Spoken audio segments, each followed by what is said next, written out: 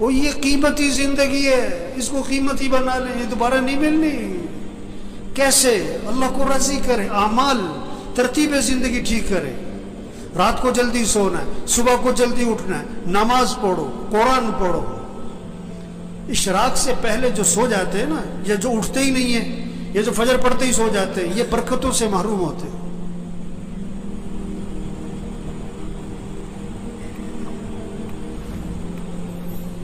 یہ جو بیٹھے ہوئے ہیں نا ابھی، ان میں سے اکثریت وہ ہے جو فجر میں نہیں ہوتی مسجد میں، ان کا بیٹا نہیں ہوتا ہے، ان کا داماد نہیں ہوتا ہے، اس نے انہوں نے رشتہ کرتے وقت یہ نہیں دیکھا کہ یہ نماز پڑھتا ہے کہ نہیں پڑھتا، انہوں نے دیکھا کہ یہ پیسہ کتنا کماتا ہے۔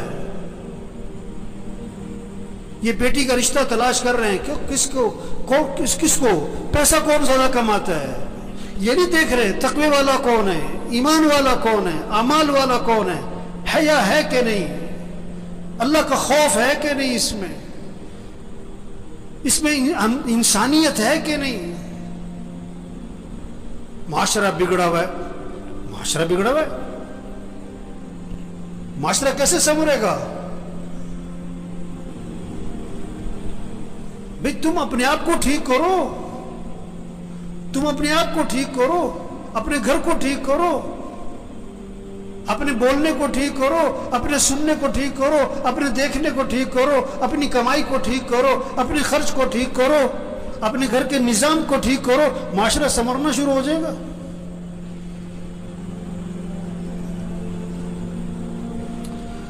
تو بھائی زندگی جا رہی، بھاگی جا رہی، بھاگی جا رہی۔ ہم جتنے بیٹھے ہوئے، ہم سب کے بارے میں ایک دن یہ کہا جائے گا فوت ہو گئے۔ کیا ہو گئے؟ اور سننے والا پتہ کیا کہے گا؟ انا للہ و انا الیہ راجعون، اور فوراً پوچھے گا جنازہ کب ہے،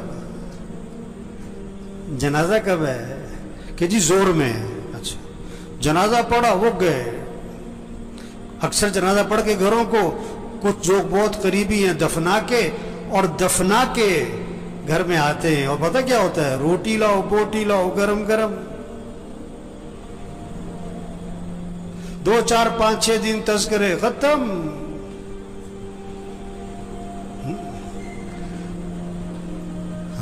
تو میرے بھائیو، اپنی زندگی کی ترتیب ٹھیک کریں، ترتیب زندگی ٹھیک کریں۔ گھر جائیں، سب گھر والوں سے طے کروائیں کہ دیکھو بھئی اپنی زندگی کی ترتیب ٹھیک کرو، نظام الاوقات بنائیں، سب اپنا نظام الاوقات بنائیں، گھر والوں سے نظام الاوقات بنوائیں۔ کاپی پینسل لو، ہر بچے کے ہاتھ میں کاغذ قلم دو کہ بیٹا لکھو کب سونا ہے، کب اٹھنا ہے، نماز کی ترتیب بناؤ، قرآن کتنا پڑھنا ہے، روزانہ تسبیح کرنی ہے، سیر کرنی ہے، اتنے وقت سیر کرو، جم جانا ہے جاؤ، یہ وقت ہے جم کا تمہارا، کھیلنا ہے کھیلو، یہ وقت ہے کھیلنے کا، یہ وقت ہے تمہارا دکان دفتر کاروبار کا، اتنا وقت تمہیں مسجد کو دینا ہے، اتنا وقت تمہیں قرآن کو دینا ہے۔ سب سے طے کرواؤ۔ یہ کیا سو رہے ہیں تو سو رہے، بیٹھیں تو بیٹھیں، باتیں تو باتیں، سیاست ہے تو سیاست ہے، حالت حضرت تو حالت حضرت پہ چل پڑے۔ مجھے پرسوں فون آیا کہ عید والے دن کہتا میں نے ملنا ہے آپ سے۔ میں نے کہا جی بات کرو، کیا بات کرنی ہے؟ کہنے جی میں نے ملنا ہے۔ میں نے کہا کام کیا ہے؟ کہ جی ویسی گپ شپ مارنی ہے۔ گپ شپ مارنی ہے؟ وہ اتنا ویلا گپ شپ مارنی ہے؟ وہ مسلمان کے پاس کہاں وقت ہے گپ شپ مارنے کا؟ کہتے ہیں بیٹھو یار، کوئی وقت بیٹھ کے وقت پاس کرے۔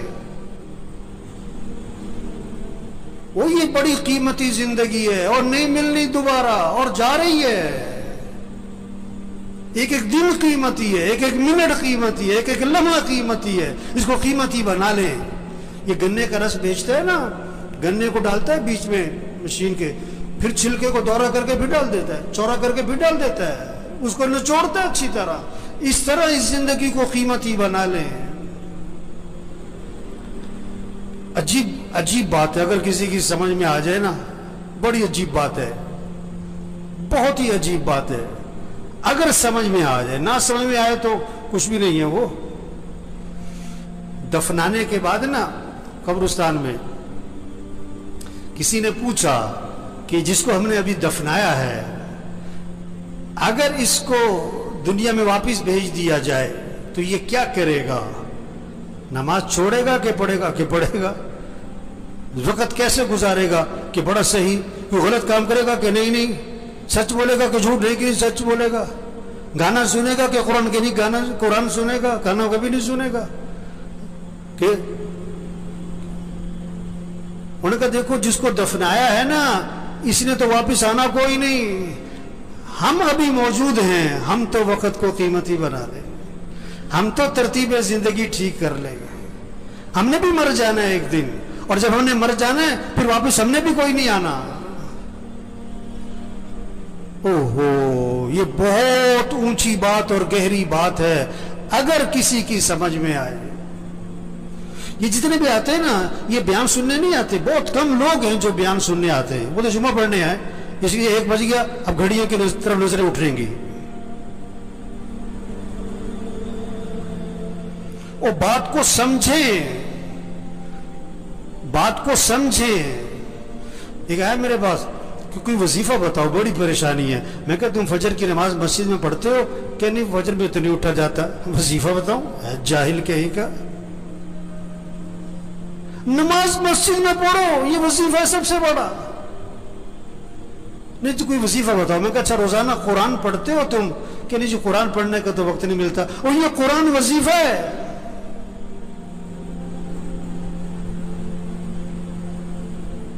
دیکھو بھوک لگ رہی تو آدمی کھانا کھاتا ہے کہ وظیفہ پوچھتا ہے؟